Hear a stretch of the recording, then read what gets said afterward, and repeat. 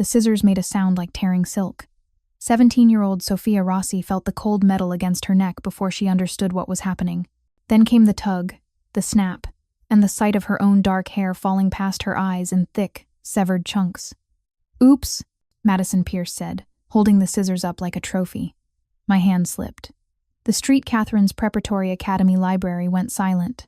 20 students looked up from their laptops and textbooks, their faces registering shock, then quickly looking away. Nobody ever intervened when Madison Pierce decided someone needed to be taught a lesson. If you're enjoying this story so far, don't forget to hit the like button and subscribe. Drop a comment telling me where in the world you're watching from. I love hearing from you. Sofia's hands flew to her head, feeling the jagged, uneven mess where her hair used to fall in smooth waves down to her shoulders. Madison had cut a chunk from the left side, right above her ear. It stuck out at odd angles now, exposing pale scalp underneath. "Oh my God," Chloe Richardson giggled from Madison's right side. "It's actually an improvement. Now everyone can see her face instead of her hiding behind all that hair." Tears burned in Sofia's eyes, but she refused to let them fall. Not here, not in front of them. She'd learned that tears only made it worse, that showing weakness was like blood in the water for girls like Madison. Sofia had been at St. Catherine's for exactly 3 months. 3 months since her father had enrolled her here after they'd moved from their quiet neighborhood in Queens to a massive penthouse overlooking Central Park. 3 months since her entire life had been uprooted, and she'd been dropped into a school where every girl wore designer uniforms and carried purses that cost more than most people's cars. She didn't fit in. She'd never fit in. The other students had money that went back generations, trust funds and country club memberships, and summers in the Hamptons. Sofia's father had money too, apparently, though she didn't entirely understand where it came from. He called himself a business consultant, but his business seemed to involve a lot of late-night phone calls and men in expensive suits showing up at their apartment at odd hours. What she did know was that her father loved her more than anything in the world, that he'd raised her alone since her mother died when Sofia was 6, and that he'd moved them to this fancy neighborhood and enrolled her in this expensive school because he wanted her to have opportunities. So far, the only opportunity she'd gotten was to become Madison Pierce's favorite target. "You know what?" Madison circled around to face Sofia, still holding the scissors. Her blonde hair was perfectly styled, her makeup flawless, her uniform tailored to fit like it had been custom-made, which it probably had been. "I think we need to even it out. Can't have you walking around looking lopsided." Sofia finally found her voice. "Please don't." The words came out as a whisper, weak and pleading, exactly the kind of response that made Madison smile. "Please don't," Madison mimicked in a baby voice. "God, Rossi, do you ever stand up for yourself? It's honestly pathetic."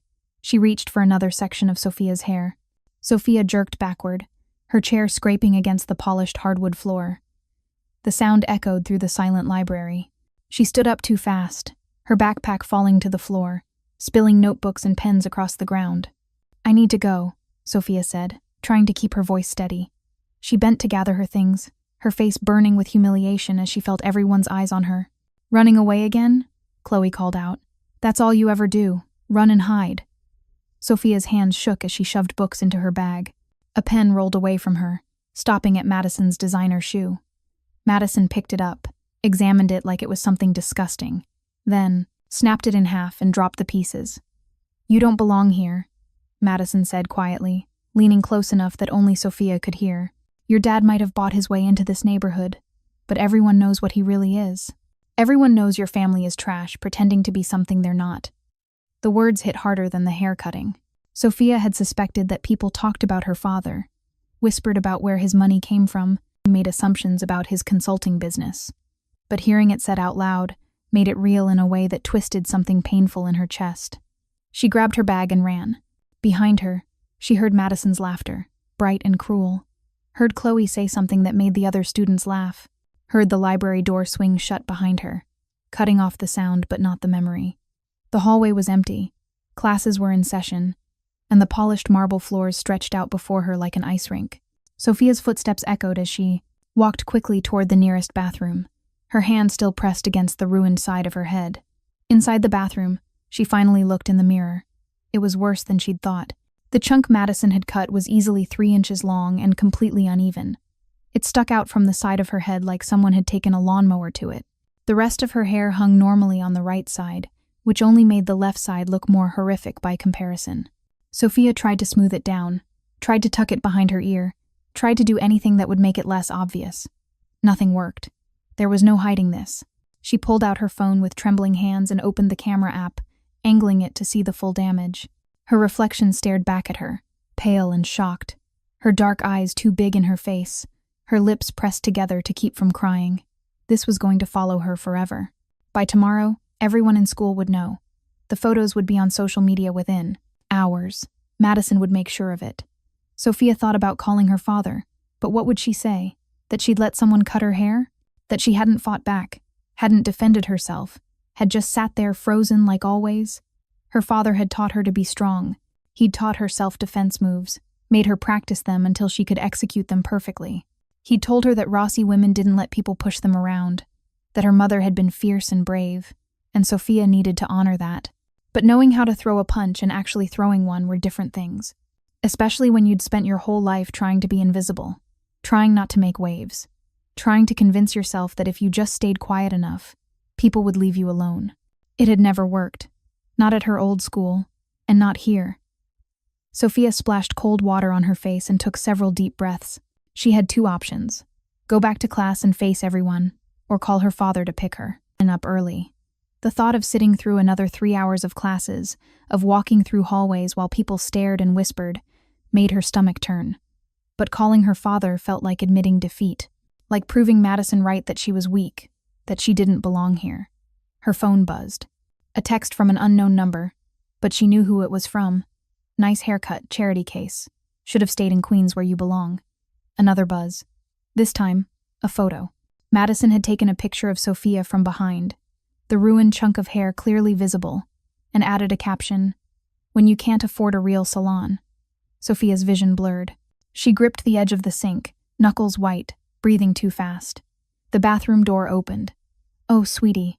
Miss." Chen, the school counselor, stood in the doorway, her expression shifting from surprise to concern. "What happened to your hair?" Sofia opened her mouth to lie, to say she'd cut it herself by accident, to protect Madison the way everyone at this school protected the wealthy students who could do no wrong. But something in her finally broke. "Madison Pierce cut it," Sofia said, her voice flat. "In the library, 10 minutes ago, in front of everyone." "Miss," Chen's face hardened. "Did anyone try to stop her?" Sofia laughed, a hollow sound. "No one ever stops her." "Come with me, miss," Chen said firmly. "We're going to Principal Whitmore's office right now." "It won't matter," Sofia said, but she followed anyway. "Her father donates millions to this school. Nothing will happen to her." Miss Chen didn't respond, which was answer enough. They walked through the quiet hallways, past trophy cases and oil paintings of former headmasters, past classrooms where students sat in neat rows learning Latin and calculus and art history. This school cost $50,000 a year. It had Olympic-sized swimming pools and a theater that hosted professional productions. It had everything except accountability for students whose parents wrote big enough checks. Principal Whitmore's office was exactly what Sofia expected. Dark wood paneling, leather furniture, framed degrees from prestigious universities. The principal himself sat behind a massive desk, his expression already arranging itself into one of practiced concern. "Miss Rossi," he said, standing. "I heard there was an incident. Please, sit down." Sofia remained standing. "Madison Pierce cut my hair with scissors during study period. There were at least 20 witnesses." "That's a very serious accusation," Principal Whitmore said carefully. "It's not an accusation," Miss Chen interjected. "Look at her hair." Principal Whitmore did look, and something uncomfortable flickered across his face. "I see. Well, we'll certainly investigate this matter thoroughly.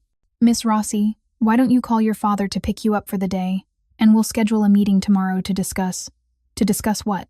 Sofia's voice rose despite herself. "How Madison Pierce committed assault in your library, and you're going to give her detention? Or maybe just a warning? If you find this story engaging, please take a moment to subscribe and enable notifications. It helps us continue producing in-depth content like this." "Miss Rossi, I understand you're upset." "No, you don't understand. 17 years of staying quiet, of biting her tongue, of letting people walk over her because it was easier than fighting back, suddenly shattered. You don't understand what it's like to come to a school where everyone treats you like garbage because you didn't grow up in their world. Where students can do whatever they want as long as their parents are rich enough. Where nobody helps you because they're too afraid of the consequences. Sofia's hands were shaking again, but this time with anger instead of fear. Madison Pierce has been bullying me since my first day here. She's accidentally tripped me in the cafeteria. She's spread rumors about my father. She's turned the entire junior class against me. And now she's physically assaulted me, and you're going to investigate thoroughly. We have procedures. Your procedures protect the wrong people. The words hung in the air. Principal Whitmore's expression shifted from concern to something colder. Miss Rossi, I understand you're emotional right now, but making accusations about the school's handling of student conflicts isn't an accusation if it's true. A new voice, deep and controlled, came from the doorway. Sofia turned. Her father stood there in a charcoal suit that probably cost more than the principal's entire wardrobe. Vittorio Rossi was not a tall man, maybe 5'9", but he had a presence that made people step back without realizing they were doing it. His dark hair was graying at the temples, his face all sharp angles and controlled intensity. He looked like exactly what he was. A man who'd built an empire through intelligence, ruthlessness, and an absolute refusal to accept disrespect. "Papa," Sofia whispered. She hadn't called him. How did he know? Vittorio's eyes swept over her, stopping at her ruined hair. For exactly 3 seconds, his expression didn't change. Then something dangerous flickered in his dark eyes. Something that made Principal Whitmore take an involuntary step backward. "Who," Vittorio said quietly, "touched my daughter?" The silence in Principal Whitmore's office was absolute. Vittorio Rossi didn't raise his voice. He didn't need to. The question hung in the air like a blade waiting to drop, and everyone in the room understood that the answer mattered more than anything else that would be said today. "Mr. Rossi." Principal Whitmore cleared his throat, his professional smile faltering. "I'm glad you're here. We were just discussing the incident with your daughter. I assure you, we take all student conflicts very seriously." I asked a question. Vittorio's tone didn't change. Still quiet, still controlled, still absolutely terrifying in its calm. "Who touched my daughter?" Sofia saw Miss Chen glance between her father and the principal, clearly sensing the shift in power dynamics. Principal Whitmore, who moments ago had been dismissing Sofia's concerns, now looked like a man realizing he'd miscalculated badly. "A student named Madison Pierce," Miss Chen said, when the principal hesitated. "She cut Miss Rossi's hair with scissors during study period in the library. There were multiple witnesses." Vittorio's jaw tightened almost imperceptibly. "Madison Pierce."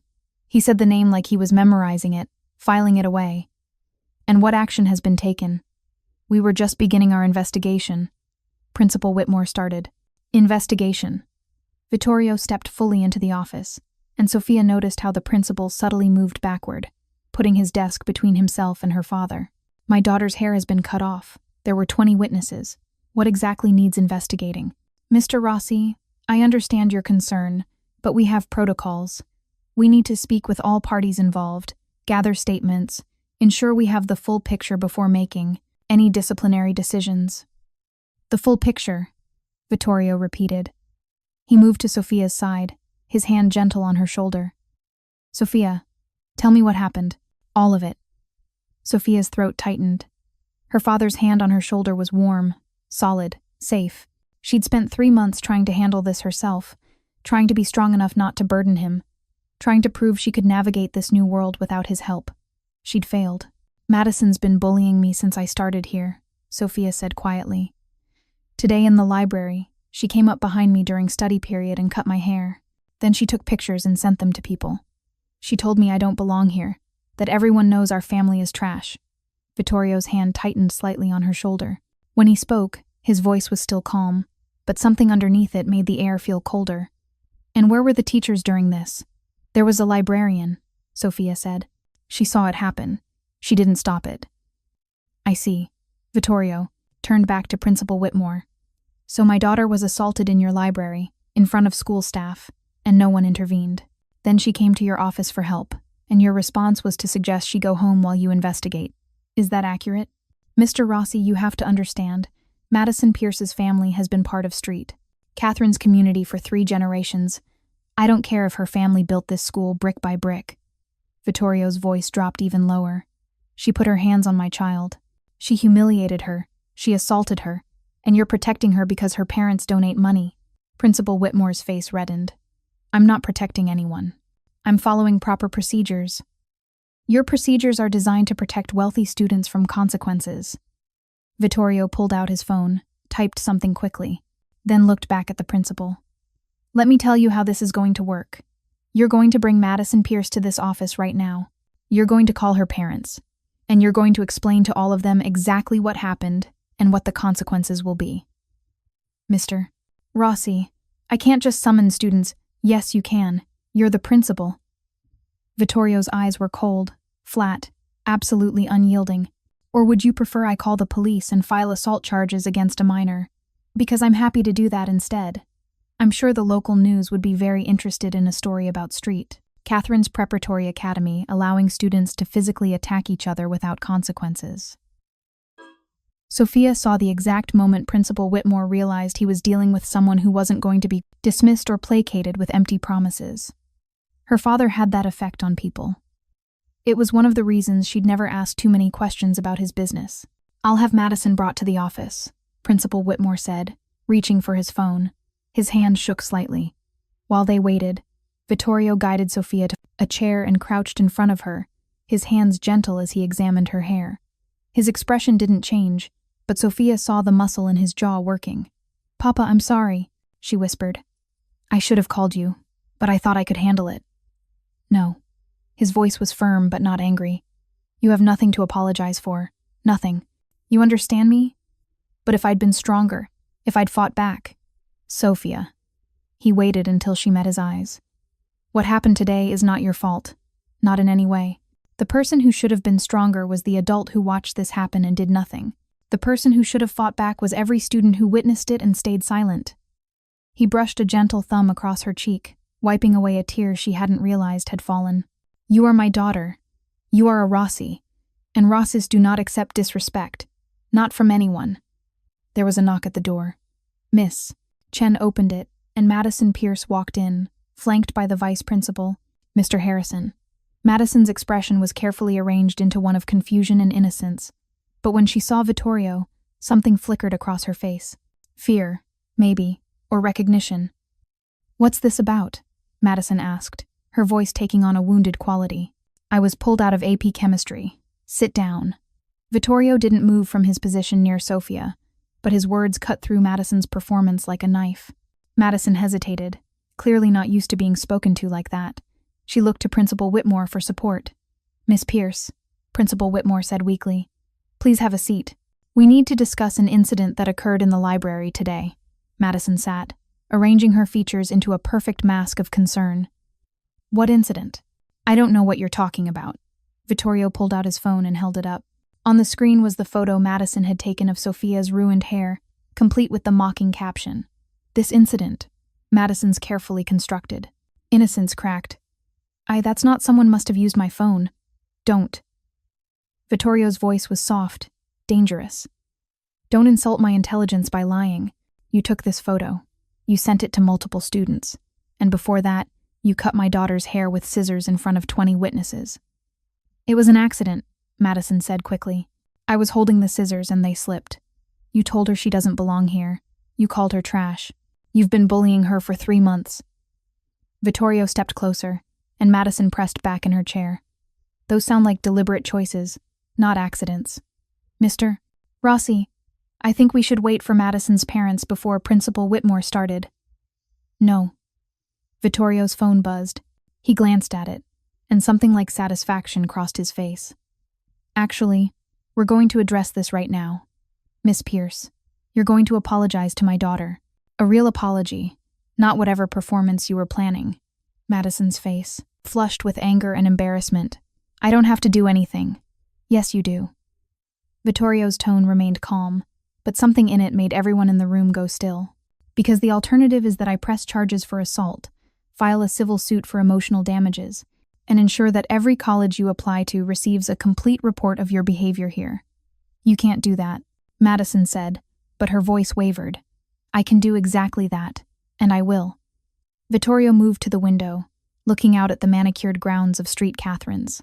"Or you can apologize, accept whatever consequences the school decides are appropriate, and learn a valuable lesson about treating people with respect. Madison's hands clenched in her lap. Sofia could see the war happening behind her eyes, the fury at being challenged, the fear of actual consequences. "I'm sorry," Madison finally said, the words forced out like shards of glass. "To Sofia," Vittorio said. "Look at her and apologize properly." Madison turned to Sofia, her jaw tight. "I'm sorry I cut your hair.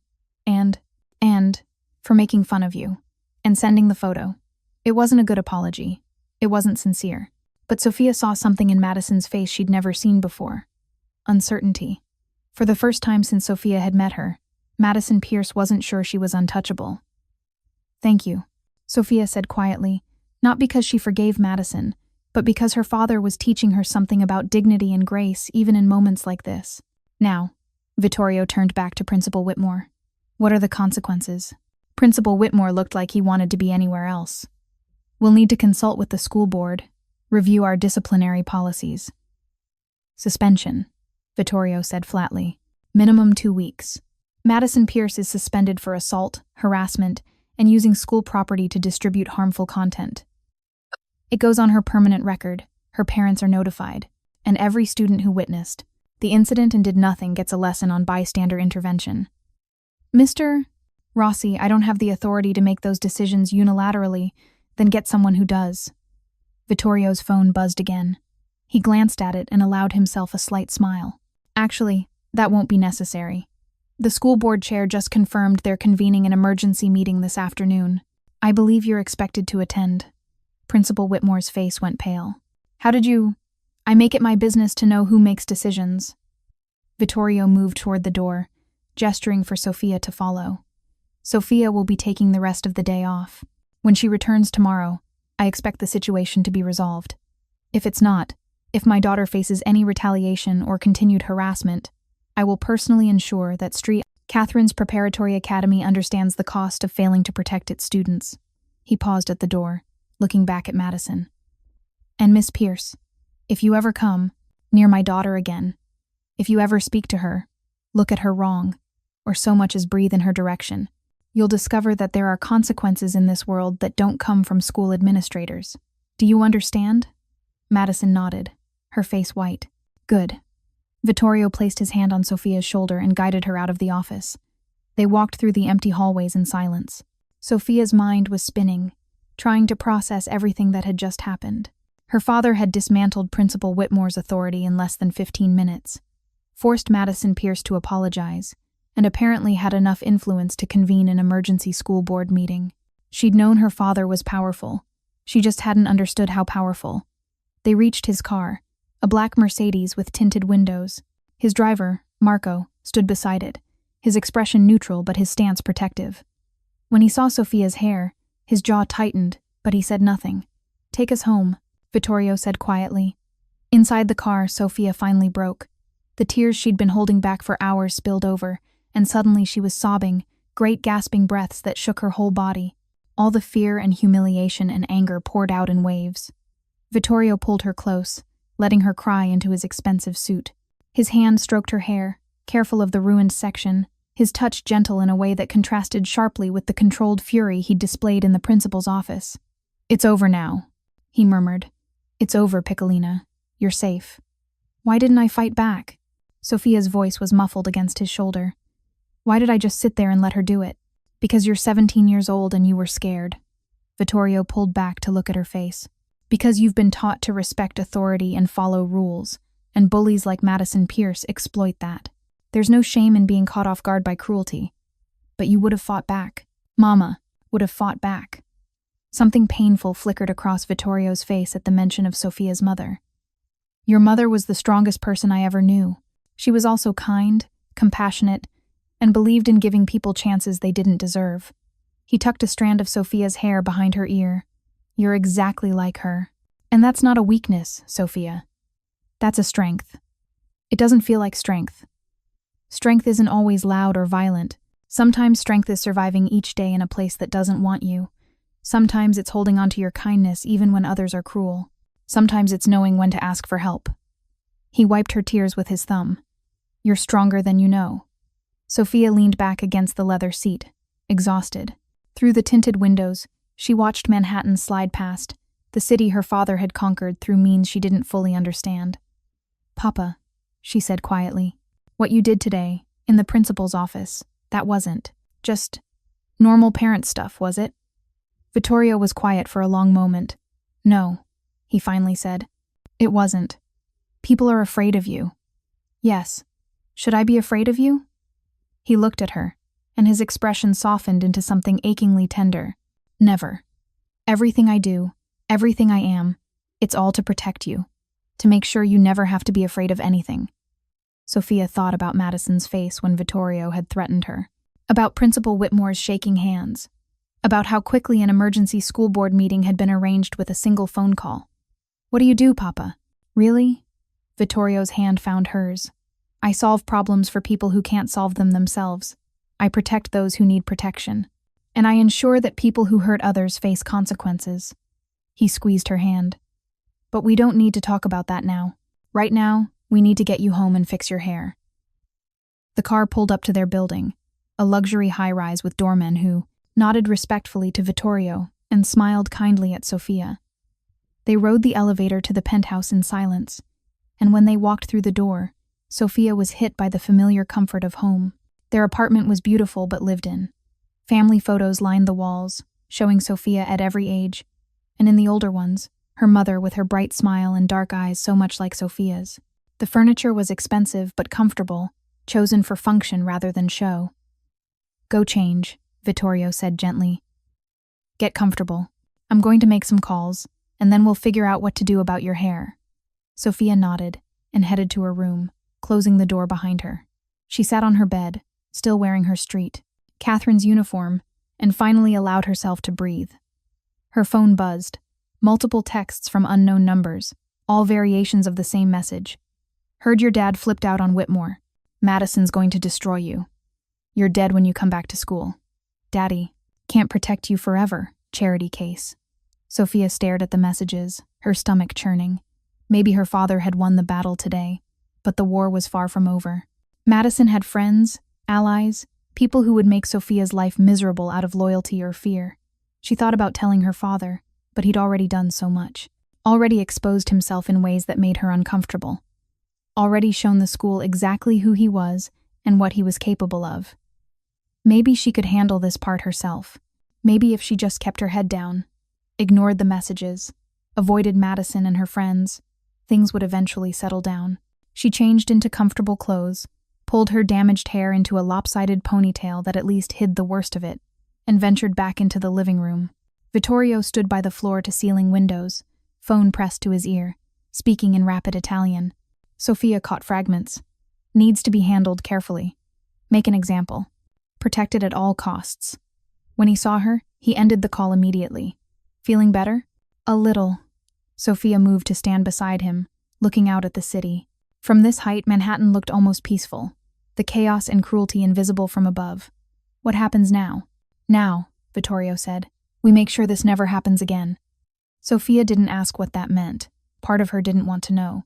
But as the sun set over New York City, casting long shadows across their living room, Sofia understood that something had shifted today. Her father had stepped out of the shadows, had shown Street, Catherine's preparatory academy, exactly who Vittorio Rossi was, and somewhere in that expensive school, Madison Pierce and Principal Whitmore were learning that some fathers were more dangerous than others. The real question was what would happen when the sun rose tomorrow, and Sofia had to walk back into those hallways knowing that everyone had seen her father's power, her vulnerability, and the target that now marked her as both protected and exposed. Sofia didn't sleep that night. She lay in her bed, staring at the ceiling, listening to the muted sounds of the city 23 floors below. Her phone sat face down on her nightstand, buzzing every few minutes with new messages she refused to read. Around 2 a.m., she finally turned it off completely. The haircut looked slightly better after her father had called in a stylist who'd come to their apartment at 7 p.m. The woman had worked miracles with what Madison had destroyed, creating an asymmetrical bob that was actually fashionable, edgy. The stylist had called it very chic. But Sofia knew the truth. No amount of professional styling could erase what had happened. The haircut would always be a reminder of her weakness, of the moment she'd frozen, instead of fighting back. At 6 a.m., she gave up on sleep and made her way to the kitchen. Vittorio was already there, dressed in a crisp white shirt and dress pants, reading something on his tablet while espresso brewed in their expensive machine. He looked up when she entered. Couldn't sleep? No. Sofia poured herself orange juice with shaking hands. Papa, I don't think I can go back there.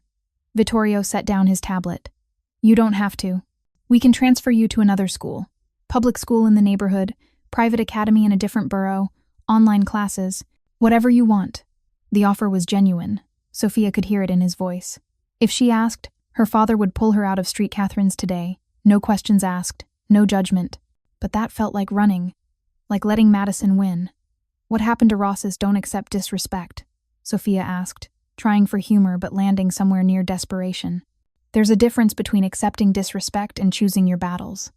Vittorio stood and moved to her side. Sofia, you're 17. You shouldn't have to walk into a battlefield every morning. If that school makes you miserable, we find somewhere else. And if the next school is the same, and the one after that? Sofia set down her juice. I can't keep running every time people are cruel. That's all I've ever done. Vittorio studied her face. What do you want to do? I want to go back. The words surprised her as much as they surprised him. I want to walk in there with my head up and show them that they didn't break me, that Madison didn't win. Something like pride flickered across Vittorio's expression. Okay, then that's what we'll do. But not alone. What do you mean? I mean, Vittorio pulled out his phone and showed her a message. The school board met until midnight last night.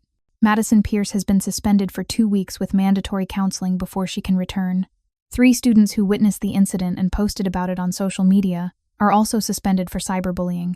And Principal Whitmore has been placed on administrative leave, pending an investigation into how he handles student conflicts. Sofia's eyes widened. You did that? The evidence did that. I just made sure it was seen by the right people. Vittorio's expression was neutral, but Sofia heard the satisfaction underneath. Street Catherine's has a reputation to maintain. They can't afford scandals about wealthy students assaulting others without consequences. Not in today's climate. Madison's friends are going to hate me even more now. Probably. Vittorio didn't sugarcoat it. But they'll also be afraid. Fear is a powerful deterrent, Sofia. Not as good as genuine respect, but it works. Marco drove them to Street Catherine's at 7:45 a.m.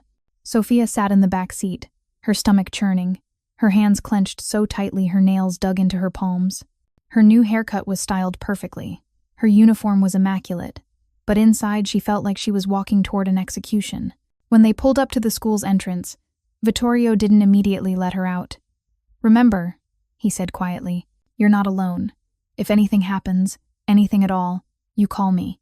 I don't care if it's big or small, real or perceived. You call. I can handle it, Papa. I know you can, but you don't have to. He reached into his jacket and pulled out a small device, about the size of a key fob. Press this button if you need me. Marco will be nearby all day. Sofia took the device, feeling its weight. You're having me followed? I'm ensuring you're protected. There's a difference. Vittorio's tone left no room for argument. Madison Pierce has been suspended, but that doesn't mean you're safe from her friends or from retaliation. Until I'm sure the threat is neutralized, you keep that with you. Sofia wanted to argue, to insist this was excessive, to maintain some shred of normal teenage independence, but the memory of scissors against her neck stopped her. Okay, she whispered. She stepped out of the car and immediately felt eyes on her. Students arriving for the day stopped, mid-conversation, to stare. Whispers started like wildfire spreading through dry brush. That's her. Did you see what her dad did to Whitmore?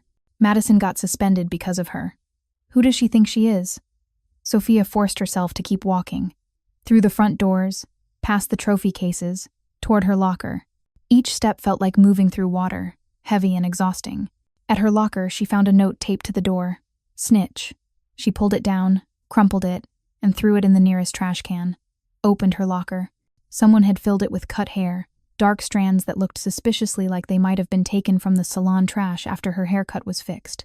Sofia's stomach turned, but she calmly removed the hair, disposed of it, and grabbed her books for first period. She refused to give them the satisfaction of seeing her break. Nice haircut, a voice said behind her. Sofia turned to find Chloe Richardson leaning against the adjacent locker, her expression somewhere between curious and hostile. Chloe had been Madison's right hand in the library incident. "Thank you," Sofia said evenly. "Madison suspended because of you." 2 weeks. Madison suspended because she assaulted someone. I just happened to be the victim. Chloe's eyes narrowed. "You really think you're special now, don't you? Because your dad threw his weight around, made some threats. You think that makes you untouchable?" Sofia closed her locker carefully. "I think it makes me someone who won't be assaulted again without consequences. If that bothers you, maybe examine why." She walked away before Chloe could respond, her heart hammering. That was the first time she'd ever stood up to one of Madison's friends. The first time she'd spoken back instead of staying silent. It felt terrifying and liberating in equal measure. First period was AP English. Sofia took her usual seat in the back corner, aware of every eye that followed her movement.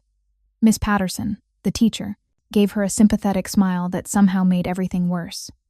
Sympathy meant everyone knew. Everyone had heard. The whispers continued throughout class, barely concealed behind textbooks and laptops. Her dad's connected. Like Mafia connected? No way. He's just rich. Rich guys don't make principals disappear overnight. Sofia tried to focus on Hamlet, on Ophelia's madness, and the corruption of the Danish court, but the parallels to her own situation were too obvious. She was Ophelia, trapped in a world of powerful men and dangerous politics, trying to maintain her sanity while everything crumbled around her. By lunchtime, Sofia's nerves were frayed. She'd received 3 more notes calling her a snitch, had her books knocked out of her hands twice by accident, and overheard at least a dozen conversations speculating about her father's business dealings.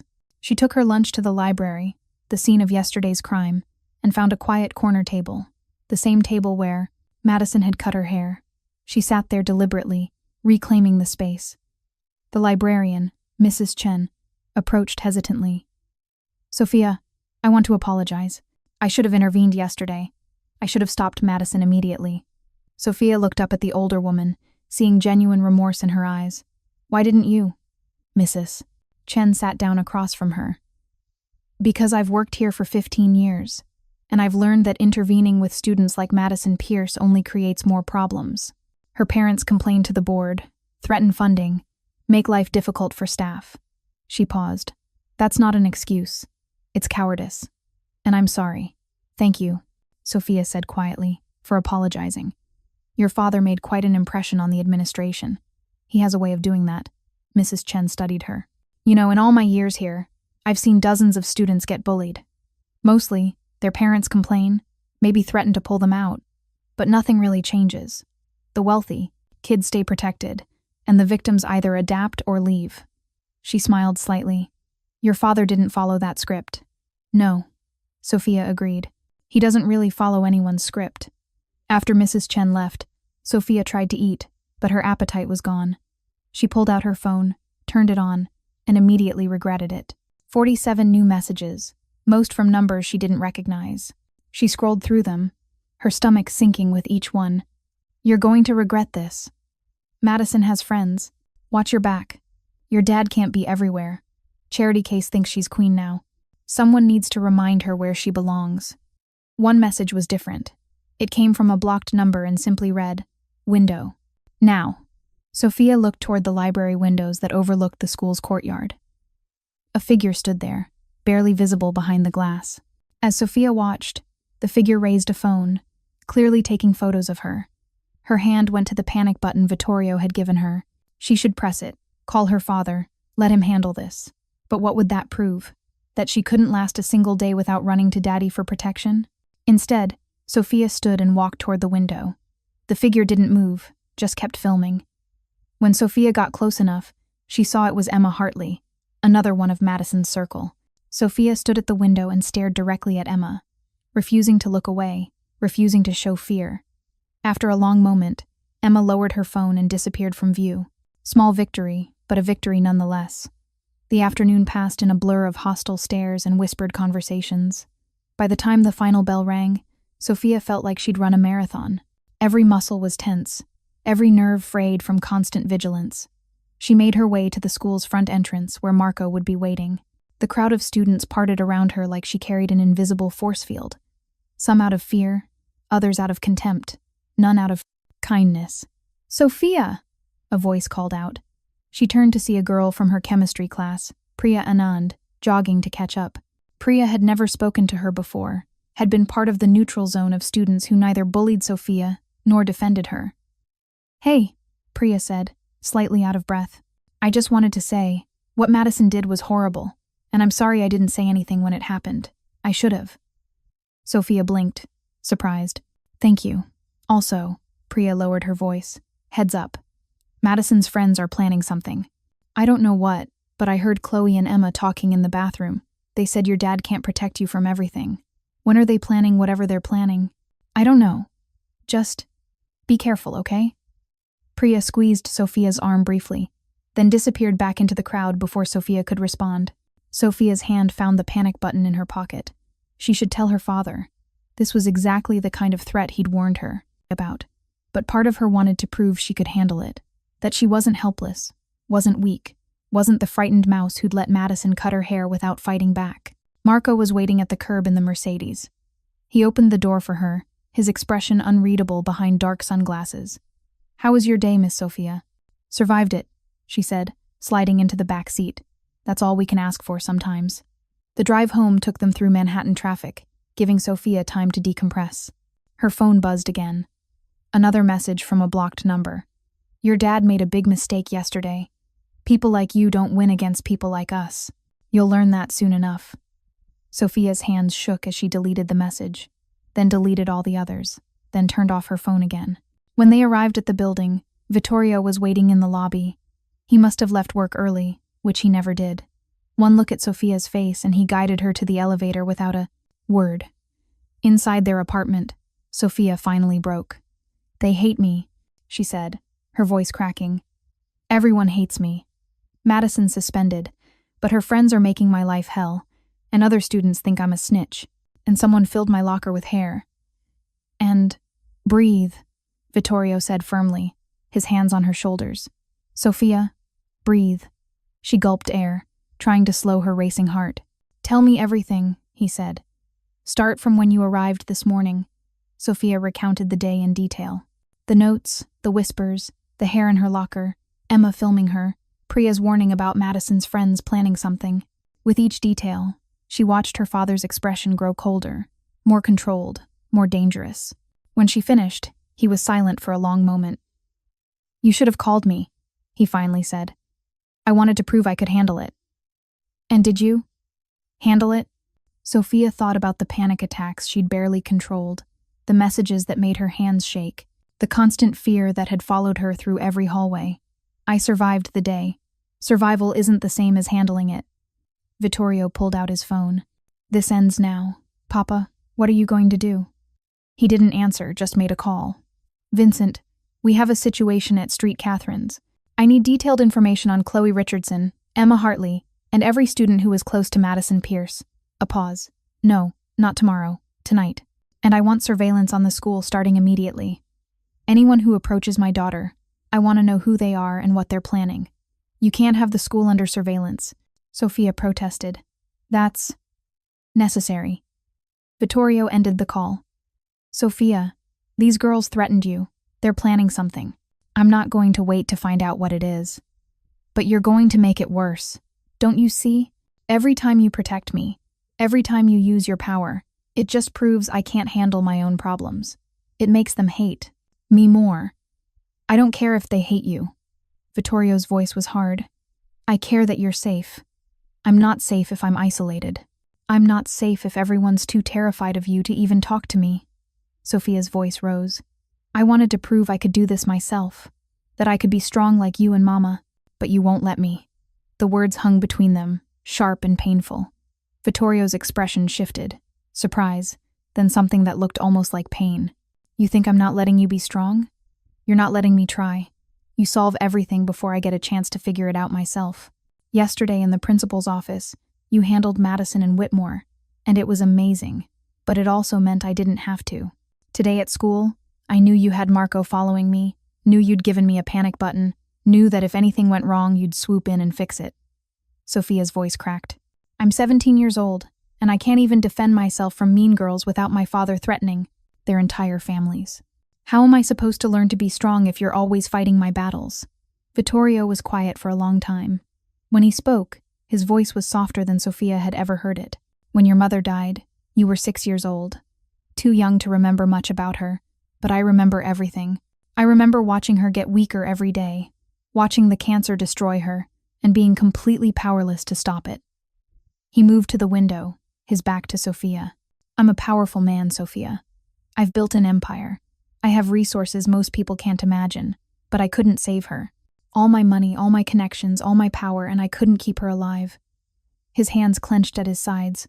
So when you were being hurt, when someone dared to touch my daughter, to humiliate you, to make you feel small, I did what I couldn't do for your mother. I protected you. I made sure there were consequences. I made sure you were safe. Sofia felt tears streaming down her face. Papa, but you're right. He turned to face her. I'm treating you like you need to be saved instead of teaching you how to save yourself. I'm fighting your battles because I'm terrified of losing you the way I lost her. But that's not fair to you. That's my fear, not your weakness. He crossed to her, wiping her tears with gentle thumbs. Your mother was fierce, Sofia. She fought for what she believed in, stood up to people twice her size, never backed down from a challenge.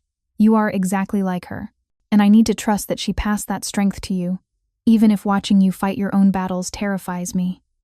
Sofia wrapped her arms around her father, holding tight. I'm scared, Papa. I'm so scared of going back there tomorrow, of facing them alone. You won't be alone. Not really. He pulled back to look at her. Here's what we're going to do. You tell me what you need from me. Not what I think you need, not what I want to give you. What you actually need to handle this situation. Sofia thought about it. I need to know you trust me to fight my own battles, but I also need to know you're there if things go too far. Done. I need you to not threaten anyone unless I ask you to. Vittorio hesitated. That's harder, but okay. And I need you to teach me. Sofia met his eyes. You said Mama was fierce. Teach me how to be fierce. Not scared. Not invisible. Fierce. Something like pride blazed across Vittorio's face. That, Piccolina, I can definitely do. They spent the evening in the building's private gym. Vittorio had taught Sofia basic self-defense over the years, but this was different. This wasn't about protecting herself from physical attack. This was about carrying herself differently, speaking differently, taking up space instead of shrinking from it. Confidence is about body language, Vittorio said, demonstrating. Shoulders back, chin up, eyes forward. You walk like you own the space you're in. Sofia tried to mimic his posture. It felt unnatural, too exposed. Good. Now when someone challenges you, you don't look away. Eye contact shows you're not afraid. Even if you are afraid, never show it. They practiced for 2 hours. How to stand, how to speak, how to respond to verbal attacks without escalating, but also without backing down. How to use words as weapons the way Madison's friends did, but with more precision, more intelligence. They call you charity case, right? Vittorio asked. Yes. What's the response? Sofia thought. I could say at least I got here on merit instead of my parents' money? Good. Turns their insult back on them. What if they say your father's a criminal? Sofia paused. That one hit closer to home because it might be true. I say, my father's a successful businessman who's never been charged with anything. Which is more than Madison Pierce can say now. Vittorio smiled. Perfect. You're weaponizing their assumptions. They expect you to deny, to get defensive. Instead, you redirect. They worked until Sofia's muscles ached, and her mind buzzed with new strategies. When they finally stopped, Vittorio ordered dinner from her favorite Italian restaurant, and they ate together at the dining table overlooking the glittering city. Papa, Sofia said between bites of pasta. Why do people think you're connected? Vittorio set down his fork carefully. Because I am.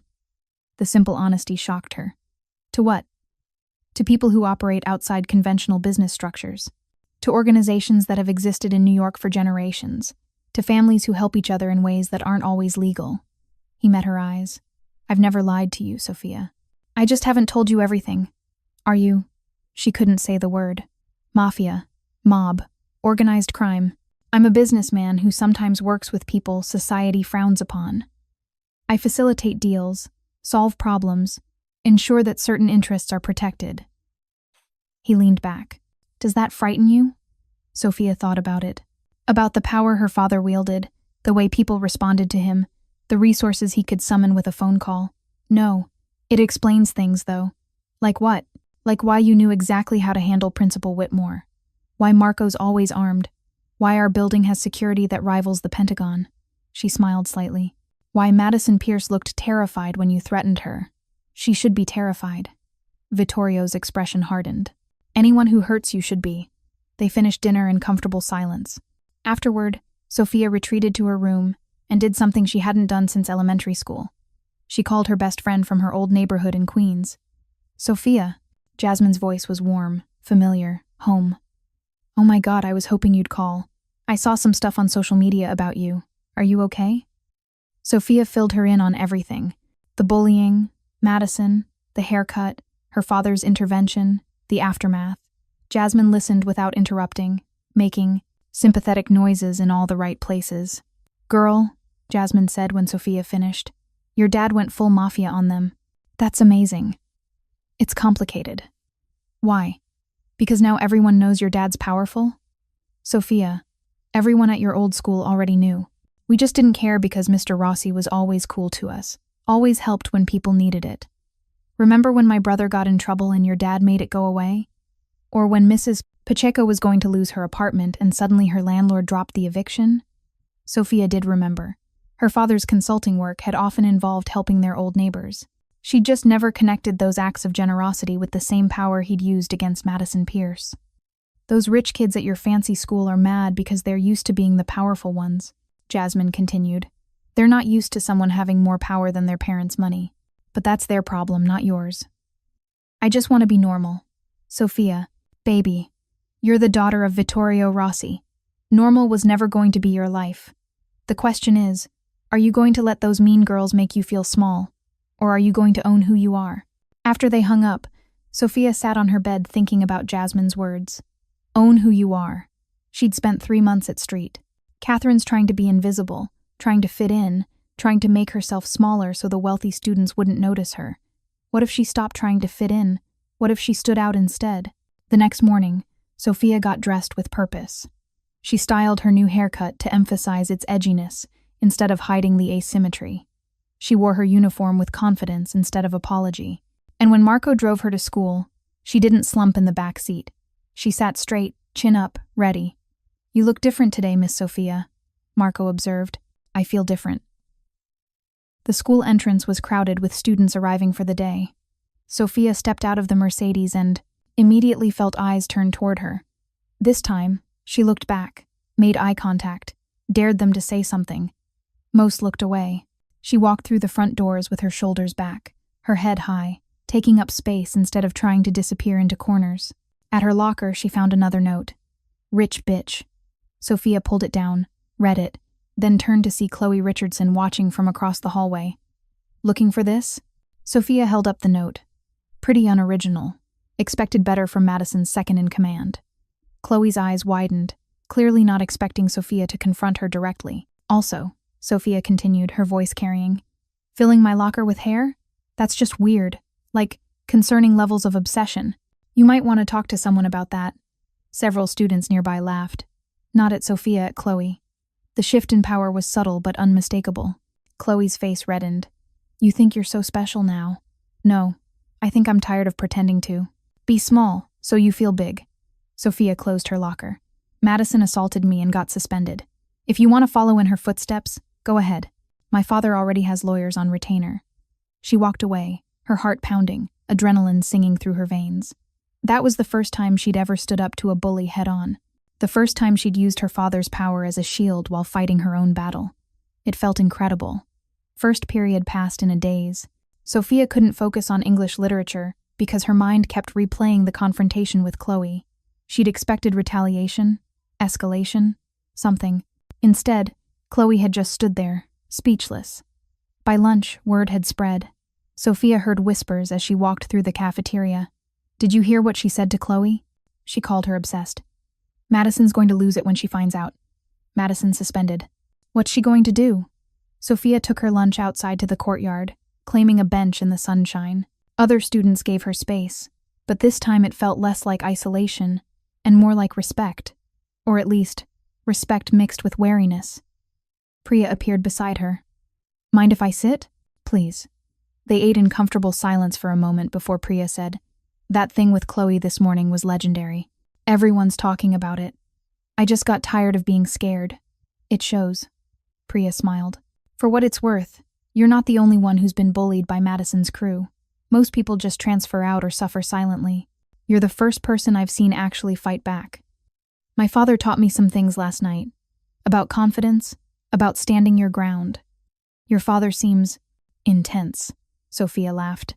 "That's one word for it. The rumors about him being connected, are they true?" Sofia considered how to answer. "My father is a powerful man who protects his family. That's all that matters to me."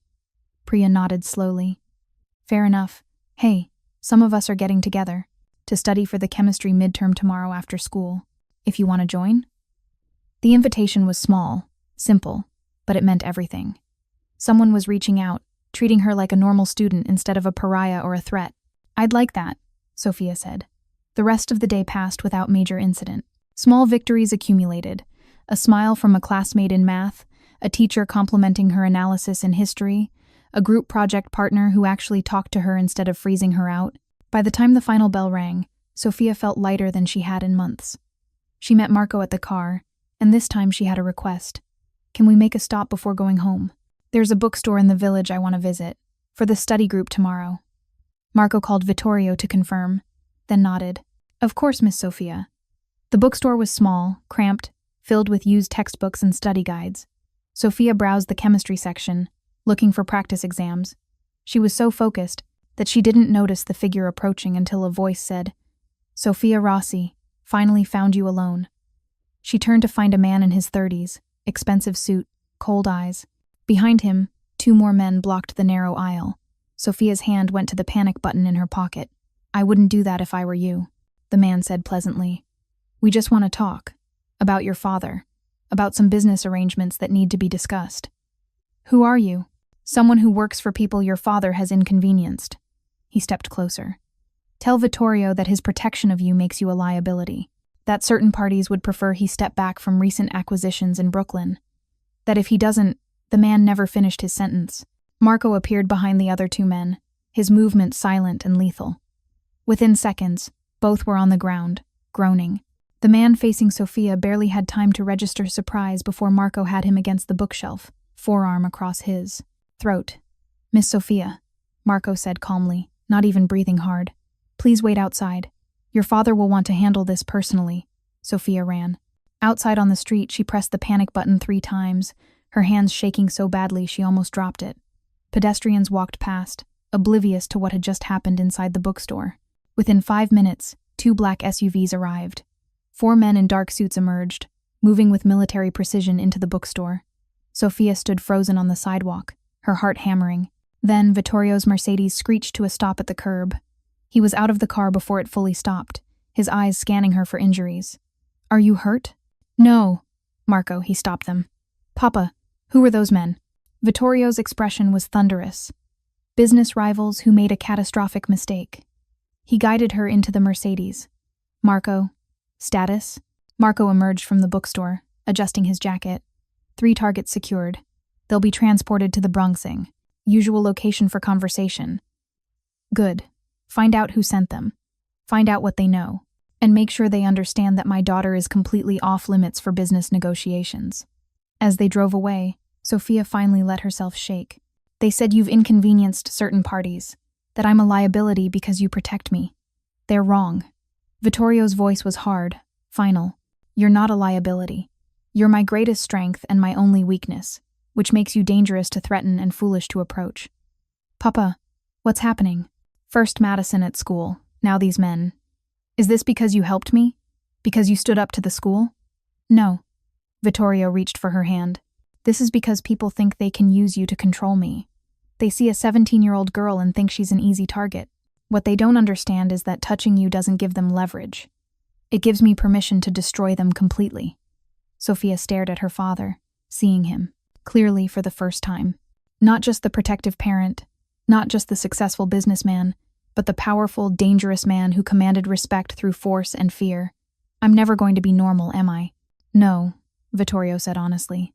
"But you're going to be safe, strong, and protected. That's worth more than normal. When they arrived home, Vittorio made calls while Sofia sat on the couch, processing everything. The bookstore incident had shattered her illusion that standing up to Madison Pierce was the biggest battle she'd face. Her father's world was bleeding into hers, and there was no going back. Later that evening, Vittorio sat beside her on the couch. I need to tell you something. The men at the bookstore were part of a rival organization. They're trying to pressure me into giving up territory in Brooklyn, and they thought threatening you would be effective leverage. Will it work? No. It will make me more ruthless in dealing with them. He paused. But Sofia, this means things are going to get more complicated. More security, more restrictions on your freedom. I can't have you exposed like you were today. So I'm back to being in a cage. You're being protected from people who would hurt you to hurt me. Sofia thought about the past 2 days. The triumph of standing up to Chloe, the friendship Priya had offered, the study group invitation. Small pieces of normal life that she'd finally started to claim. I don't want to be locked away, she said. I don't want to stop going to school, stop trying to have a life. That's letting them win. It's keeping you alive. Then teach me. Sofia turned to face her father. You have people who work for you. People like Marco who know how to fight, how to be aware, how to stay safe while still living their lives. Teach me those things. Don't lock me away, make me dangerous enough that people think twice about approaching me. Vittorio studied her face for a long moment. You're serious. Completely. You said last night that I'm like Mama, that she was fierce. Make me fierce enough to survive in your world, because I don't think I get to choose whether I'm part of it anymore. Something like respect flickered across Vittorio's expression. Okay, but we do this right. Real training, real awareness, real consequences if you don't take it seriously. Deal. And, his voice hardened, you follow every security protocol I establish. No exceptions. No teenage rebellion. If I say Marco goes with you, Marco goes. If I say a location is off limits, it's off limits. Your independence has to be earned through competence. Sofia extended her hand. Deal. They shook on it, and Sofia felt something shift between them. She wasn't just Vittorio's daughter anymore, the child he protected from harsh realities. She was becoming his heir, someone being trained to navigate the dangerous world he inhabited. That night, Sofia lay in bed thinking about the 2 battles she was fighting. The visible one, at Street Catherine's against Madison Pierce and her allies, and the invisible one in her father's world against people who saw her as a weakness to exploit. She'd won small victories in both battles today, stood up to Chloe, survived an attempted kidnapping, earned her father's respect enough for real training, but the wars were far from over. Somewhere in the city, Madison Pierce was plotting her return. Somewhere, rival organizations were reassessing their approach to Vittorio Rossi now that his daughter had proven to be more trouble than leverage. And Sofia was caught in the middle, trying to figure out how to be strong enough for both worlds. Her phone buzzed. A text from Priya. Still on for study group tomorrow? We meet at 4 at the library. Sofia smiled and typed back. I'll be there. Normal and dangerous. Student and Mafia princess. Sofia Rossi was learning to be both. The study group changed everything. Sofia arrived at the school library at 4 p.m. Sharp. Marco waiting in the parking lot with strict instructions not to leave the building without him. Priya was already there with 3 other students Sofia recognized but had never spoken to.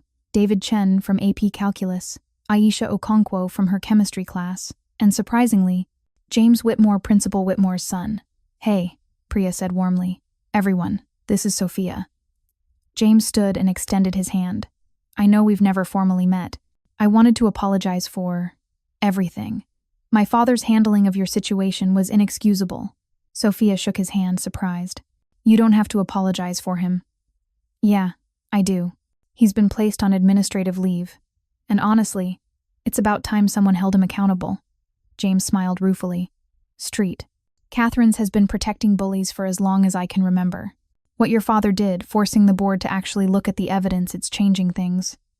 They settled around a table, textbooks and notes spread between them. For 2 hours, Sofia felt gloriously normal. They argued about chemical equations, quizzed each other on periodic table elements, complained about Mrs. Harrison's impossible tests. Okay, but seriously, David said during a break. How do you remember all the oxidation states? Flashcards, Sofia said. Old school, but it works. I tried flashcards, Aisha groaned. My brain just refuses to cooperate. Want me to make you a set? I color code them by element groups. You're a lifesaver. It was such a small thing, such a normal teenage interaction, but Sofia felt like she'd been given a gift. These students weren't afraid of her father's power or impressed by his wealth. They just wanted help with chemistry. By the time the study session ended, Sofia had exchanged numbers with all 4 of them. Priya walked her to the front entrance where Marco waited. Same time next week? Priya asked. Definitely. Marco drove Sofia home, and she spent the entire ride texting with her new friends, laughing at memes about their teachers, planning to meet at a coffee shop on Saturday. Vittorio was waiting when she arrived home. Good day? Actually, yes. Sofia described the study group, the easy friendships forming, how normal it all felt. I'm glad, Vittorio said, and he meant it. But Sofia saw the tension in his shoulders, the way his jaw was tight. Something was wrong. Papa, what happened? He gestured for her to sit. The men from the bookstore have been dealt with. They were sent by the Calabrese family, one of our rivals in Brooklyn. Vincent had a conversation with them, made it clear that you're off limits. That sounds like good news. It is. But there's a complication. Vittorio pulled up something on his tablet and showed her. Madison Pierce's father, Robert Pierce, does business with the Calabrese family. Real estate deals, construction contracts. They're not in the organization, but they're connected enough to matter. Sofia's stomach dropped. You think Madison knows about the bookstore incident? I think Madison's father is using his connections to gather information, whether he shares it with his daughter. Vittorio shrugged. That's unclear. But Madison returns to school on Monday. We need to be prepared. Prepared for what? For escalation. Madison spent 2 weeks suspended, watching her social standing crumble, knowing it's because of you. Her father is connected to people who want to hurt me. That's a dangerous combination. Sofia thought about the messages, the notes, the hair in her locker. She's just a teenage bully, Papa. What's the worst she can do? Vittorio's expression was grim. Teenage bullies with resources and connections can do tremendous damage, Piccolina. Don't underestimate her. The weekend passed in a blur of normalcy and preparation.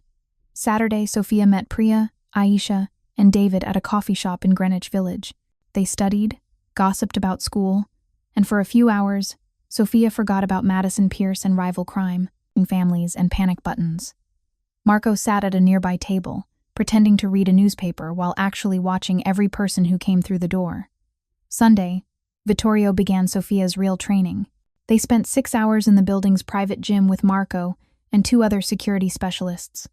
They taught her awareness how to scan a room, identify exits, spot potential threats, how to walk in ways that discouraged approach, how to use everyday objects as weapons if necessary. You're small, Marco said bluntly. Against a larger opponent, technique matters more than strength. Vulnerable points, eyes, throat, groin, knees. You hit fast, hit hard, and run. They drilled until Sofia's muscles screamed.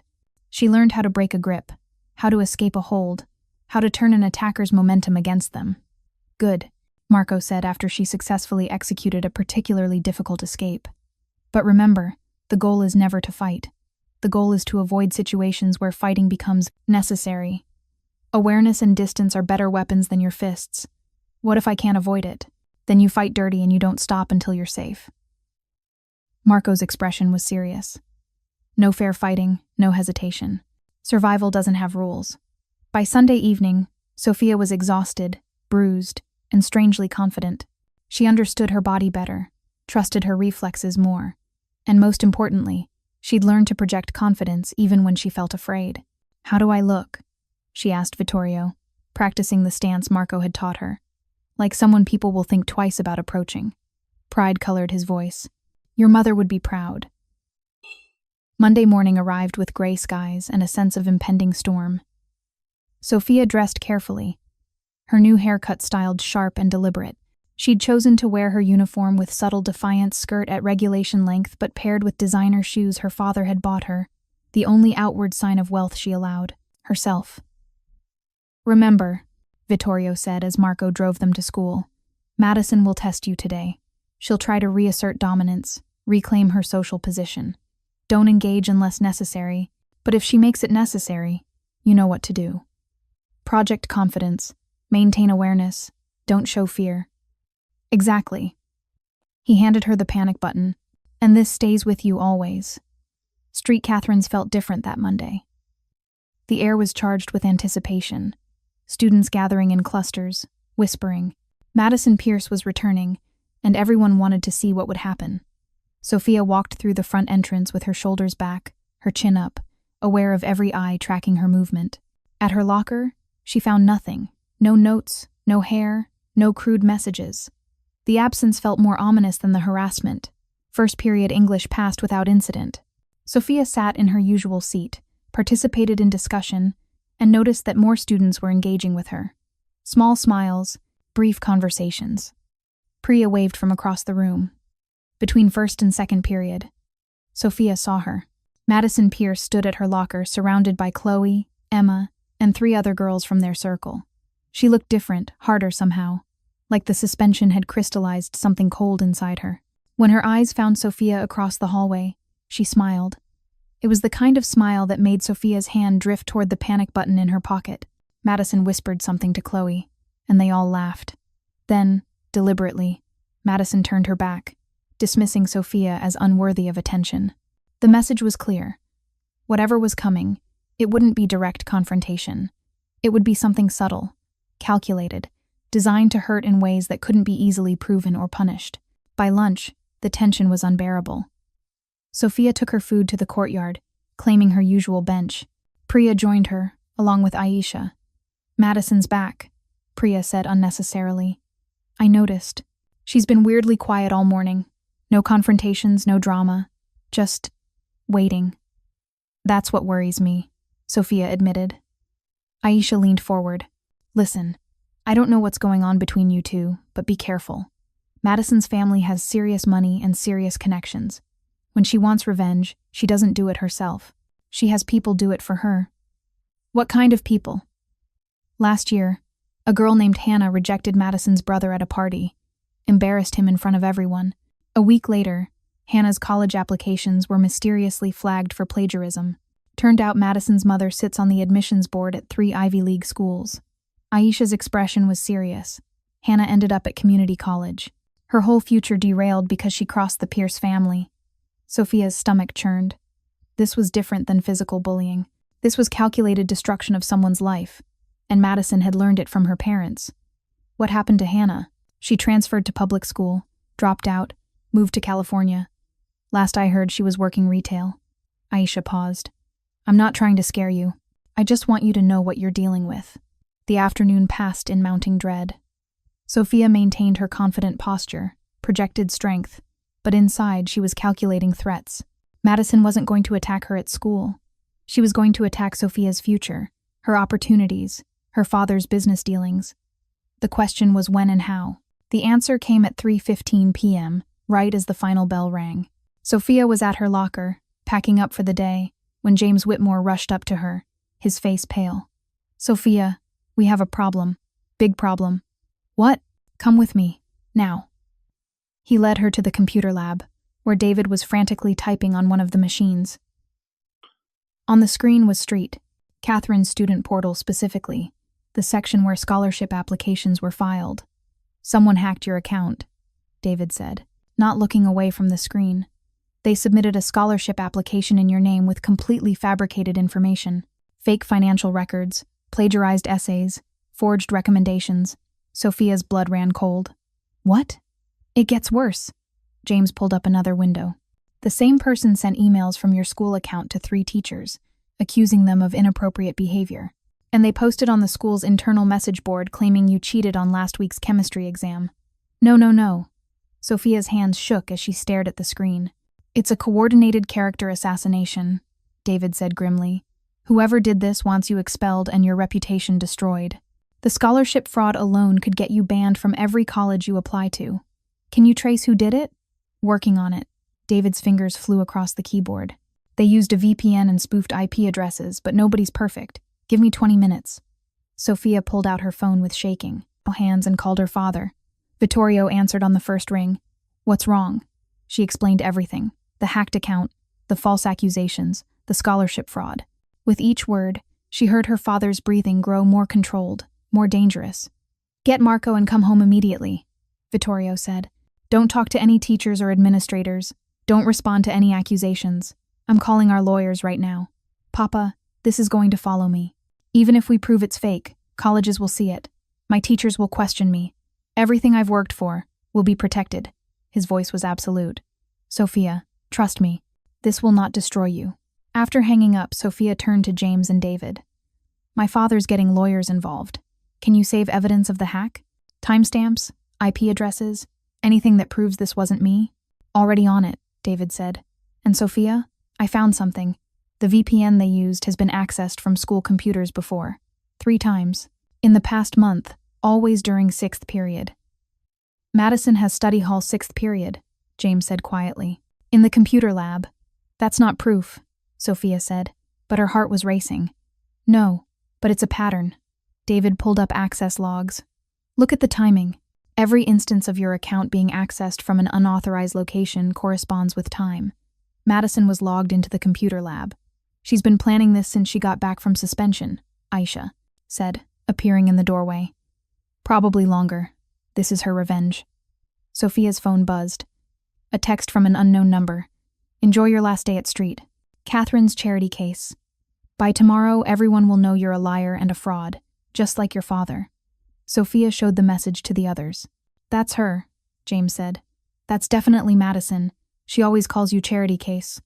We need to tell the administration, Aisha said. No. Sofia's mind was racing. If we go to them now, it's our word against hers, and Madison's family has more influence than mine with the school. We need absolute proof. Then we set a trap, David said, his eyes gleaming with the thrill of the challenge. We bait her into doing something we can record, something undeniable. Sofia thought about her father's lessons on fighting smart instead of fighting hard, about using your opponent's assumptions against them. She thinks I'm scared, Sofia said slowly. She thinks this attack will make me run, maybe withdraw from school, definitely back down from challenging her. So we make her think it worked, Priya said, catching on. You act defeated tomorrow, scared, maybe even crying in the bathroom. Madison won't be able to resist gloating. And when she does, we record it, James finished. Confession on tape. Undeniable proof. It was risky, required perfect timing, and could backfire spectacularly. But it was also the kind of strategic thinking Vittorio had been teaching her.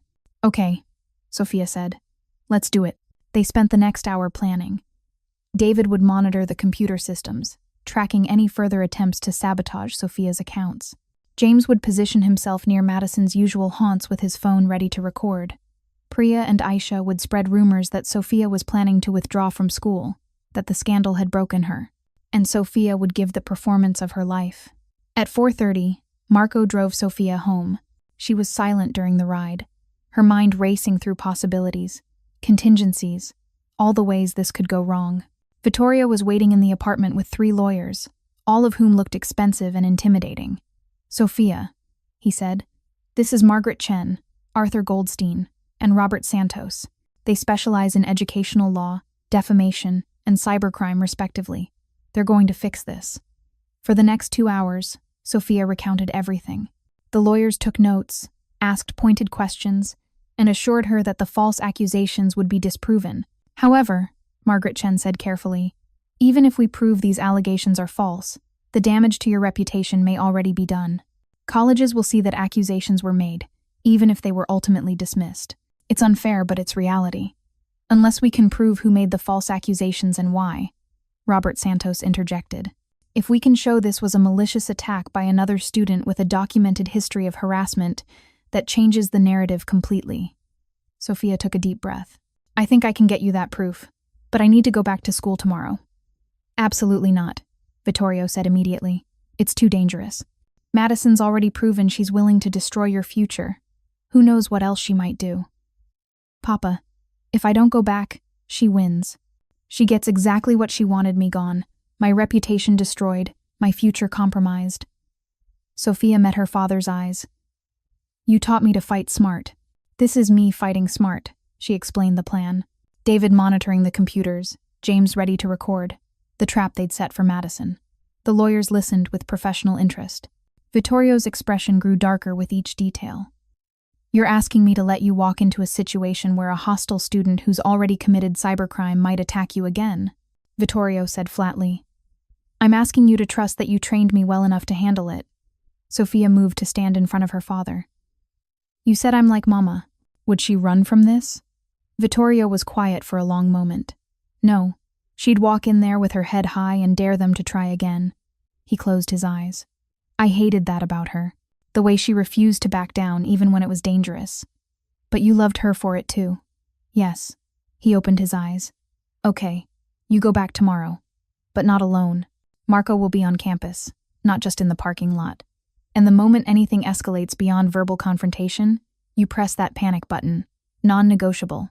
Deal. That night, Sofia barely slept. She rehearsed what she'd say, how she'd act, where she'd position herself to draw Madison out. By dawn, she'd run through the plan 100 times in her mind. Tuesday morning arrived cold and gray. Sofia dressed in her uniform, left her hair deliberately messy instead of styled, and made sure her eyes looked red-rimmed like she'd been crying. You look convincing, Vittorio said, his voice tight with worry. That's the idea. Marco drove her to school, but this time, he walked her to the entrance. I'll be in the building, he said quietly. Second floor, near the library. Any trouble? You find me or you press that button.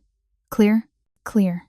Sofia walked through the entrance with her shoulders hunched, her head down, her entire posture radiating defeat. Students who'd been watching her with wariness or curiosity now looked at her with something like pity. The rumors had worked. Everyone thought she was broken.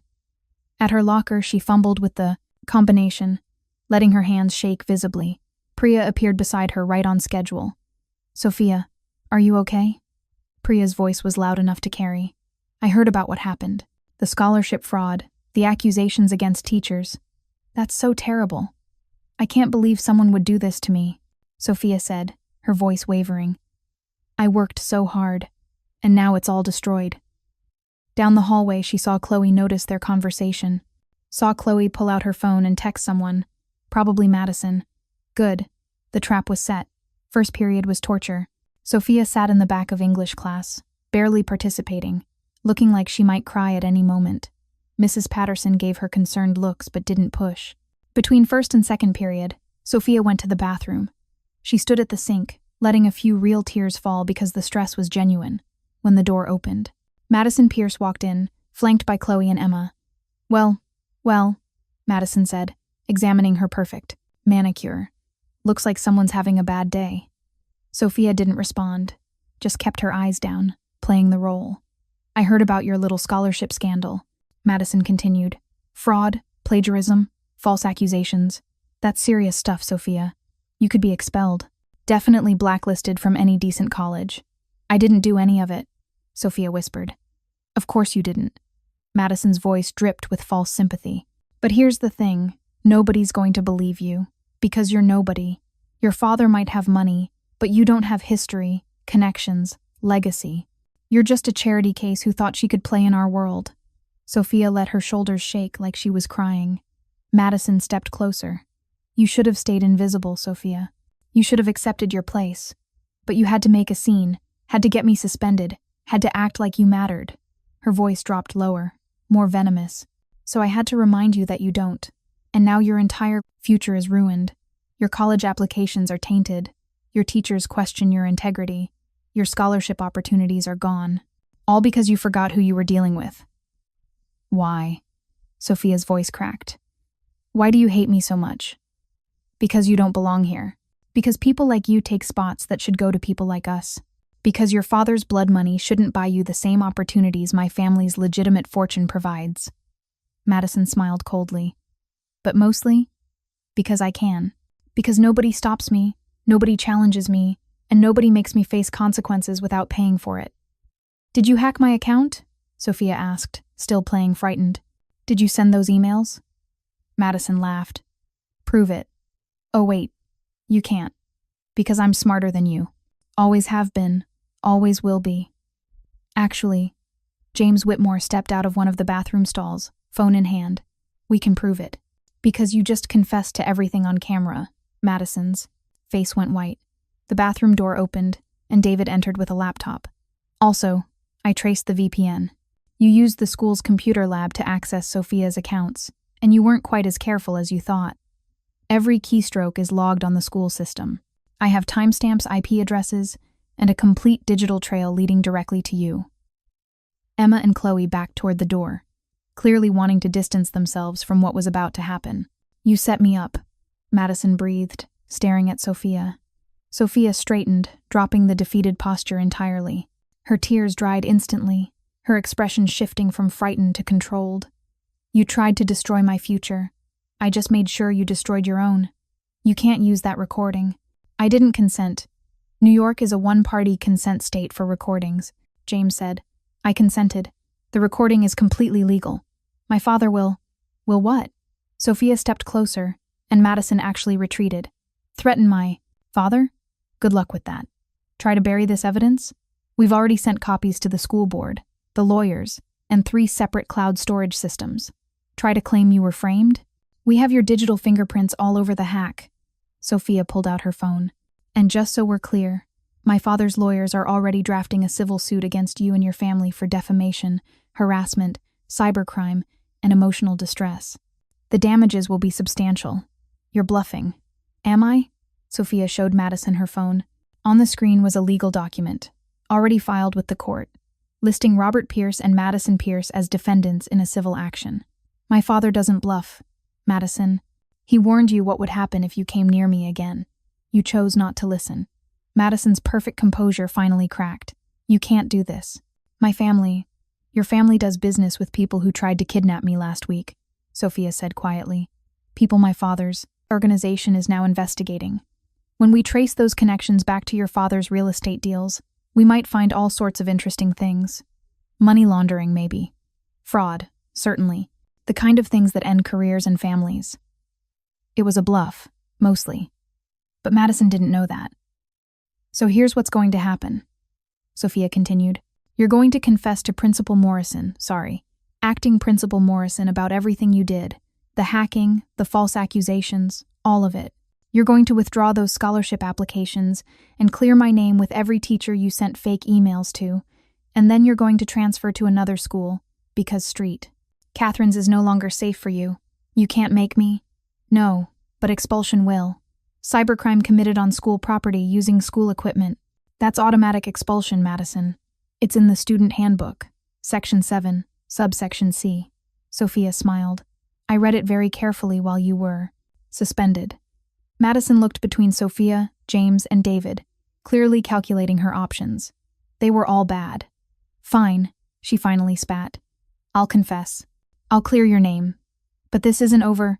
Yes, it is. Sofia's voice carried the same cold authority her father used. If you ever approach me again, if you ever speak my name, if you even think about me too loudly, my father will ensure that your family loses everything, not just money, reputation, connections, freedom, everything. She paused. Do you understand? Madison's jaw clenched, but she nodded. Good. Now get out. Madison fled, Chloe and Emma scrambling after her. The bathroom door slammed shut, leaving Sofia alone with James and David. For 3 seconds, nobody moved. Then Sofia's legs gave out. She sat down on the bathroom floor, her hands shaking uncontrollably, adrenaline crashing through her system. Oh my God, did that actually just work? You were amazing, James said, grinning. I actually believed. You were crying.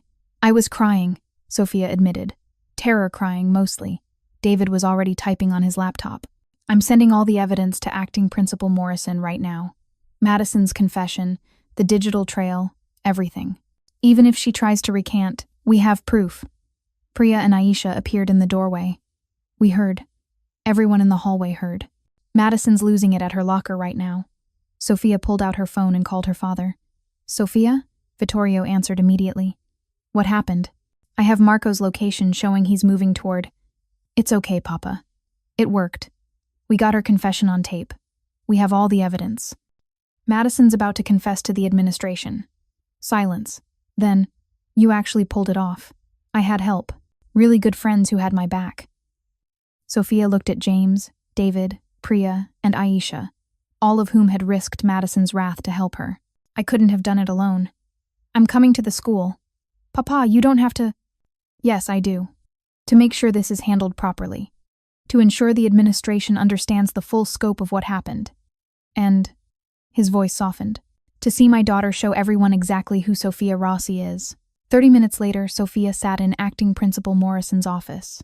The acting principal was a woman in her 50s named Dr.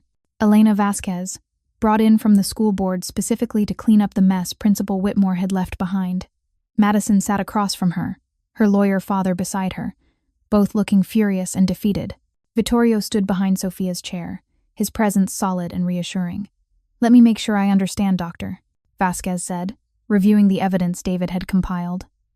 "Miss Pierce, you hacked into Miss Rossi's school accounts, submitted false scholarship applications in her name, sent defamatory emails to teachers, and posted false accusations on the school message board, all in retaliation for her reporting your previous assault and harassment." Madison started, "And we have your confession on video, a complete digital trail, and multiple witnesses to your statements." Dr. Vasquez set down the papers. "Miss Pierce, this is grounds for immediate expulsion and criminal charges." "Now wait a minute," Robert Pierce interjected. "My daughter made a mistake, yes, but expulsion seems extreme." "Your daughter committed multiple felonies on school property," Dr. Vasquez said flatly. "Cybercrime, defamation, fraud. The only reason we're having this conversation instead of having police in this room is because Miss Rossi's father requested we handle this internally first." All eyes turned to Vittorio. "Miss Pierce is 17 years old," Vittorio said quietly. "Expulsion and criminal charges would destroy her future the same way she tried to destroy my daughter's future. That seems excessive." Robert Pierce blinked, clearly not expecting mercy. "However," Vittorio continued, his voice hardening, "my restraint comes with conditions. Madison transfers to another school immediately. She issues a public apology to Sofia and every person she defamed with her false accusations. She and her family sign a legally binding agreement never to contact, mention, or approach my daughter again. And," he leaned forward slightly, "Mr. Pierce, you will dissolve your business relationships with the Calabrese family within 30 days. Completely. No exceptions." The color drained from Robert Pierce's face. "How do you—" "I make it my business to know who my daughter's enemies are connected to. Those particular connections make your family a liability to Sofia's safety. So they end, or my restraint ends." Vittorio's smile didn't reach his eyes. "Your choice." Robert Pierce looked like he wanted to argue, but one glance at Vittorio's expression stopped him. "Fine. We agree to your terms. Excellent." Dr. Vasquez pulled out paperwork. "Then let's make it official. Miss Pierce, you have until end of day, Friday, to complete your withdrawal from Street Catherine's. The public apology will be posted on the school website and sent to every student and faculty member. And Mr. Pierce, you and your daughter will sign this agreement drafted by Mr. Rossi's attorneys." It took another hour to finalize everything. Paperwork was signed, lawyers reviewed documents, and finally, it was done. Madison Pierce would never set foot in Street Catherine's preparatory academy again. As they left the office, Madison stopped Sofia in the hallway. "You won," she said bitterly. "Are you happy now?" Sofia thought about it. Was she happy? She'd been terrorized, assaulted, nearly destroyed by a coordinated character assassination. She'd learned her father was connected to organized crime, survived an attempted kidnapping, and been forced to grow up faster than any 17-year-old should have to. "No," Sofia said honestly. "But I'm stronger, and I learned who my real friends are, so maybe that's better than happy." Madison walked away without another word.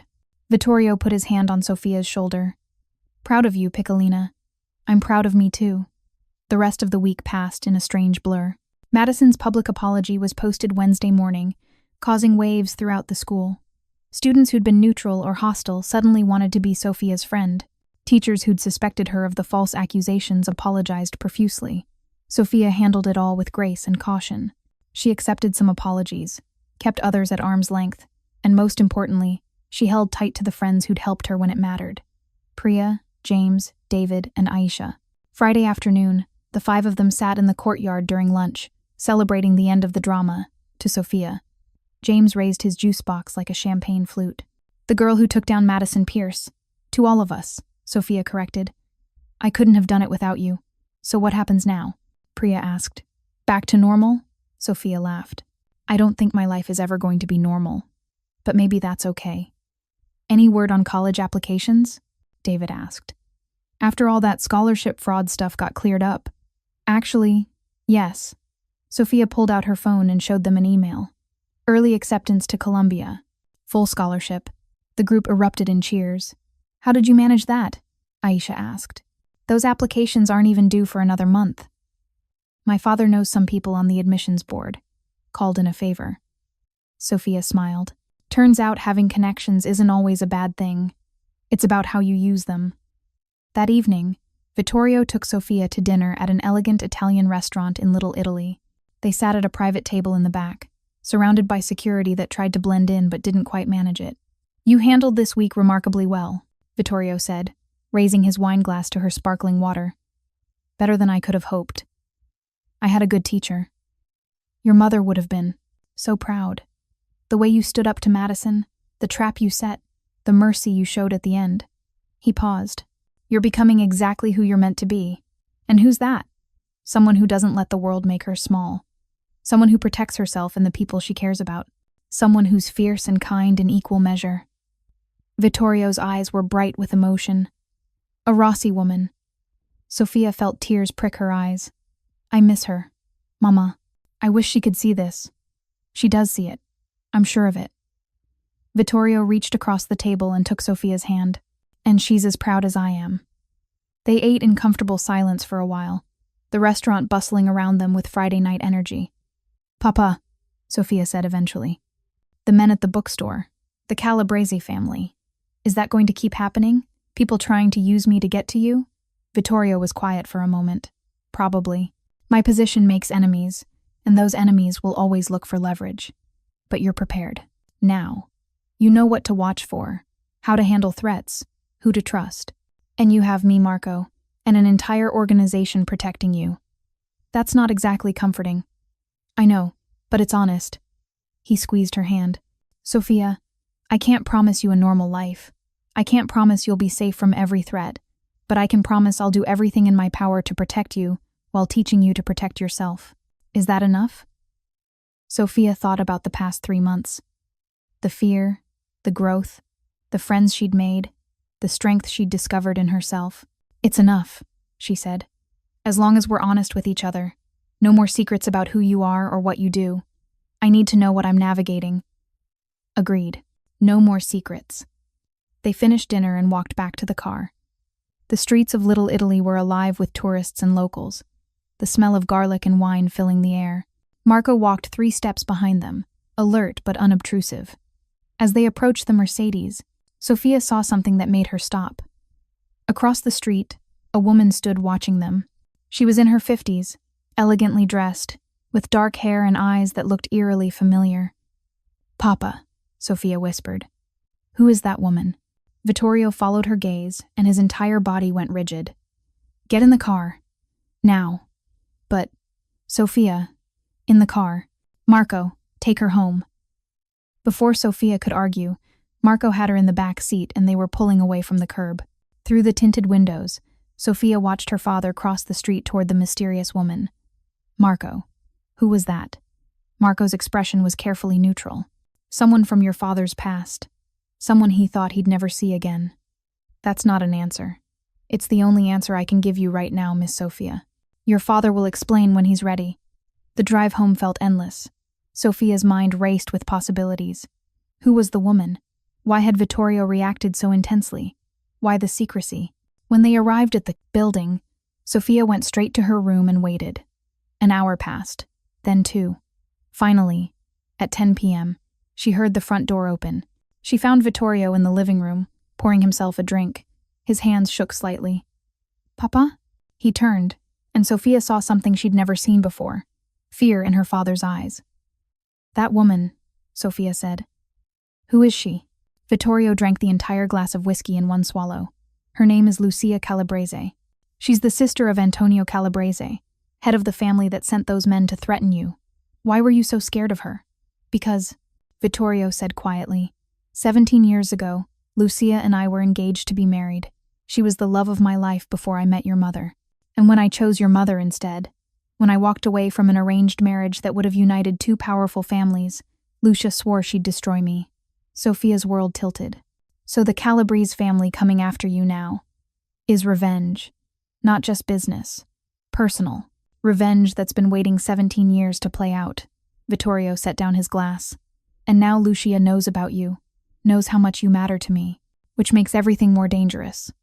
What did she say to you tonight? That she's been waiting a very long time to make me feel the same pain I caused her. That hurting my business, my reputation, those were just preludes. His voice dropped. She wants to hurt my daughter, the child I had with the woman I chose over her. Sofia felt cold. So this isn't over. No, it's just beginning. Before either of them could say anything else, Vittorio's phone rang. He answered, listened for 10 seconds, then his face went white. When? A pause. How many? Another pause. I'm on my way. He hung up and looked at Sofia with an expression that made her blood run cold. What happened? There's been an incident at your school. A fire in the administrative building. It started in the records room where they keep student files. He grabbed his jacket. Sofia, stay here. Marco's on his way up. Don't open the door for anyone else. Papa, you think Lucia. I know Lucia. This is her opening move. He kissed Sofia's forehead quickly. Stay here. Stay safe. I'll handle this. After he left, Sofia stood in the living room, her mind racing. The fire at school wasn't random. It was a message. A demonstration of what Lucia Calabrese could do. And if she could reach the school, she could reach anywhere. Sofia pulled out her phone and called Priya. Hey, are you okay? Why wouldn't I be? Priya sounded confused. There was a fire at school, in the administrative building. What? When? Just now. My father said it started in the records room. Silence. Then, Sofia, my mom works in the administrative office. She had late meetings tonight. She was supposed to be there. Sofia's heart stopped. Try calling her. Now. She heard Priya frantically dialing, waited through agonizing seconds. She's not answering. Priya's voice was high, with panic. Sofia, if something happened to her, it's going to be okay. My father's there. He'll make sure everyone's safe. Sofia tried to sound confident even as terror clawed at her chest. Call me back as soon as you hear something. Sofia paced the apartment, waiting for news.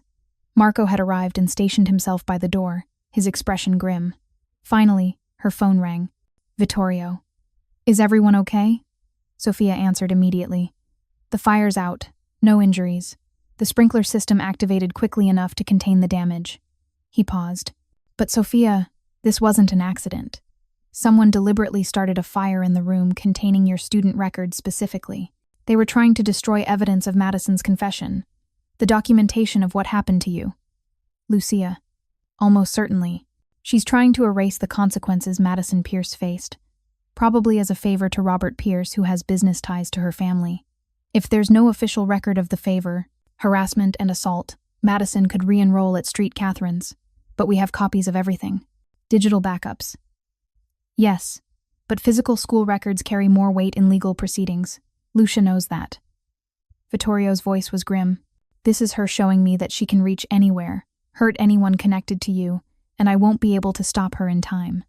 Sofia felt rage building in her chest. This woman, Lucia Calabrese, was threatening her friends, her school, her father, all because of a broken engagement from nearly 2 decades ago. What do? We end this. Vittorio's voice carried the cold certainty Sofia had heard before. But not tonight. Tonight, you stay home where you're safe. Tomorrow, we plan. And soon, we make sure Lucia Calabrese understands that threatening my daughter was the last mistake she'll ever make. After hanging up, Sofia received a text from Priya. My mom's okay. She left work early tonight, thank God. But Sofia, this is because of you, isn't it? Someone's targeting your school because of you. Sofia stared at the message, guilt crushing her chest. Priya's mother could have died tonight. The administrative building could have burned to the ground. All because Sofia Rossi existed. Because she dared to fight back against Madison Pierce. Because her father had a vengeful ex-lover who wanted to destroy everything he cared about. She typed back, I'm so sorry. This is my fault. My father's past catching up. Priya's response came immediately. Not your fault. Your father's ex sounds psycho. We'll figure this out together. Together. The word hit Sofia hard. She had friends now. real friends who'd stood by her through harassment and character assassination. But was she putting them in danger just by being in their lives?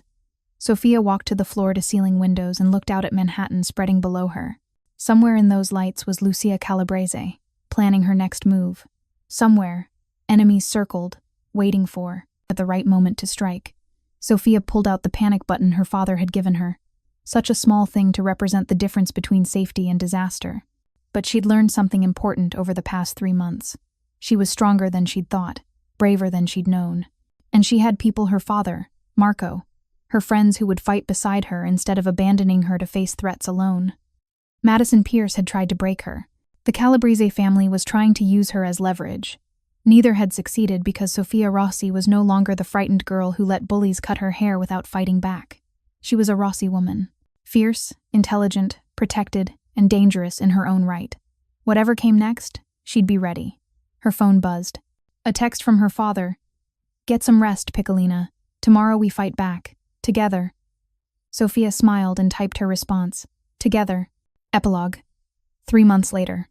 Sofia stood at her locker at Street Catherine's Preparatory Academy, organizing books for finals week. The hallways bustled with students finishing their junior year, excited about summer plans and college visits. "Sofia," Priya jogged up, Aisha and David behind her.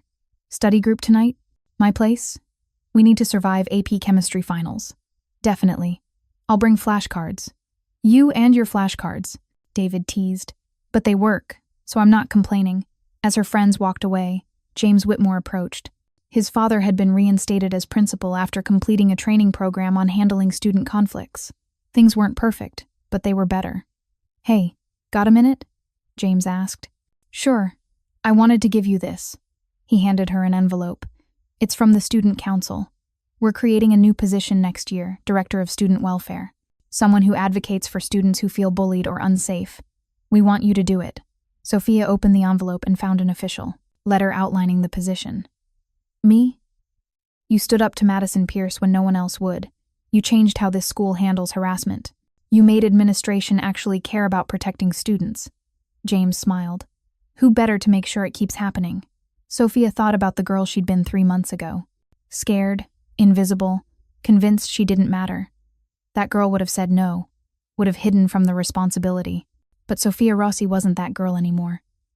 "I'll do it," she said. After James left, Sofia pulled out her phone and texted her father. "Guess who just got asked to be Director of Student Welfare?" His response was immediate. "My fierce daughter who changes the world around her. Proud of you. Dinner tonight to celebrate?" "Can't. Study group. But tomorrow? It's a date. Love you, Piccolina." Sofia smiled and closed her locker. As she walked through the hallways of Street Catherine's, students nodded to her, smiled at her, treated her like she belonged. Because she did belong. Not because of her father's money or power, but because she'd earned her place through courage, intelligence, and refusing to let anyone make her feel small. The Lucia Calabrese situation had been resolved quietly. Vittorio had called in favors, made strategic alliances, and ultimately convinced Lucia that revenge against his daughter would cost more than it was worth. There had been a meeting Sofia wasn't allowed to attend, discussions she wasn't privy to, but the result was peace. Uneasy peace, but peace nonetheless. Sofia's phone buzzed again. This time, a text from an unknown number. "Congratulations on your new position. Your mother would be proud." Sofia stared at the message. Lucia Calabrese, reaching out with what seemed like genuine respect. The woman who'd tried to destroy her father now acknowledging Sofia's accomplishments. Maybe enemies didn't always stay enemies. Maybe people could change, could grow, could recognize strength even in their opponents. Or maybe Lucia was just smart enough to know that Sofia Rossi wasn't someone to underestimate anymore. Either way, Sofia deleted the message and kept walking. She had finals to study for, friends to meet, a future to build. The battles of the past 3 months had shaped her, strengthened her, taught her who she really was. She was Sofia Rossi, daughter of Vittorio Rossi, student, friend, survivor, fighter. Someone who'd learned that being fierce didn't mean being cruel, that being strong didn't mean being alone, and that sometimes the bravest thing you could do was ask for help when you needed it. The champagne-colored Mercedes waited at the curb, Marco leaning against it with his customary patience. "Good day, Miss Sofia. Getting better all the time," she said, sliding into the back seat. As they drove through Manhattan toward her study group, Sofia looked out at the city that had witnessed her transformation. From invisible girl to someone who mattered. From victim to victor. From scared to fierce. She pulled out her phone one more time and opened her photos. There was one she looked at often. A picture of her mother holding infant Sofia. Both of them laughing. Both of them strong. "I did it, Mama," Sofia whispered. "I found my fierce." And somewhere she was certain, her mother was smiling. Thank you so much for watching until the end. If you loved this story, check out the other videos on your screen now. I think you'll really enjoy them. And don't forget to subscribe if you haven't already. See you in the next story.